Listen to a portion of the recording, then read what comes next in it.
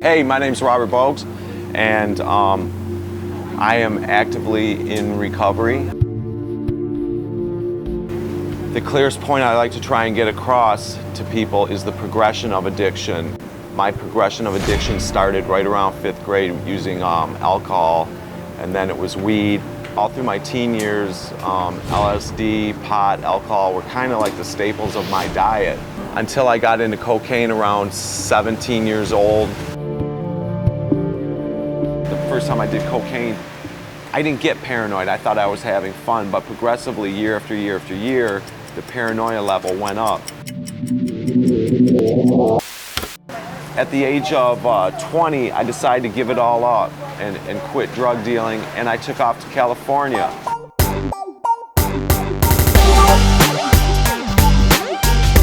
During the LA riots, I filmed a lot of stuff. I drove a taxi cab, and the lifestyle of everything I was involved in was really where I started to learn a lot of street level education. The people that frequented my cabs were LA Crips and Hispanic gang members and pimps and prostitutes.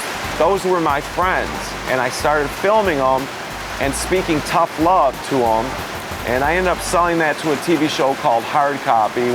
Tonight, you'll see the America that needs fixing. Hi, my name's Robert Bogues, and I've been driving a cab for about 3-4 years here in LA. You can watch those episodes, and even though I was hypocritical, talking tough love, get off the streets, but still on the side, I'm snorting crystal meth and I'm snorting heroin, and I was looking really bad, so they fired me. Within a year of getting canned from Hard Copy, I was living on the streets of Hollywood for about 2 years. I begged for change for food and drugs. That's all I did from the time I woke up to the time I went to sleep. I walked the streets, I ate out of trash, and I talked to myself.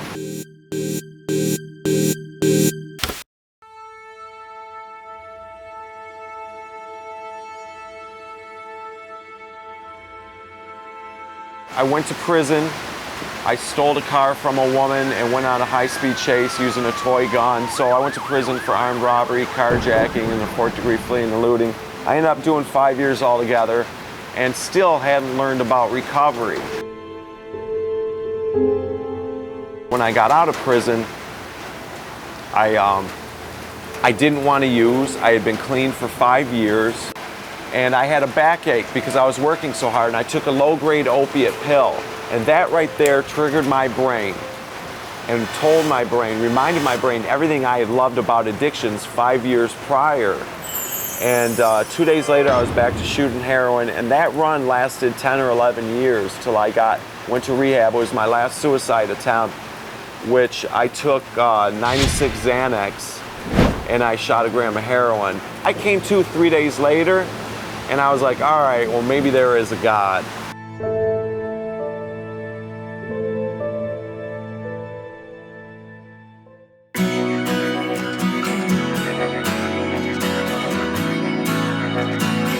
First of all, I had to stay absolutely 100% clean of all minor mood-altering substances, meaning no Suboxone, no pot, nothing.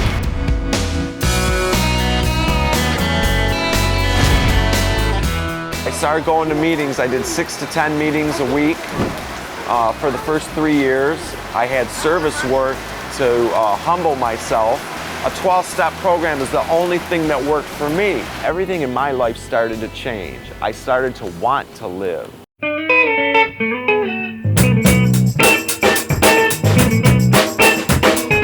My life is a 24-hour party.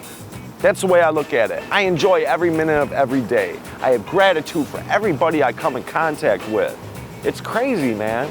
I've got this love for life now that I've never had before, I never knew before.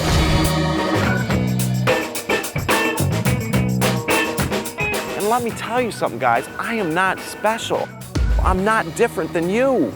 I'm not different than the common addict or the guy laying in the gutter, because that was me at one time. I'm no different. You've got the same possibilities as I do. But there's an inner joy, a love of relationships between people, of service work, selfless acts of service, of helping one another that fill your inside and change who you are. That, my friends, is recovery.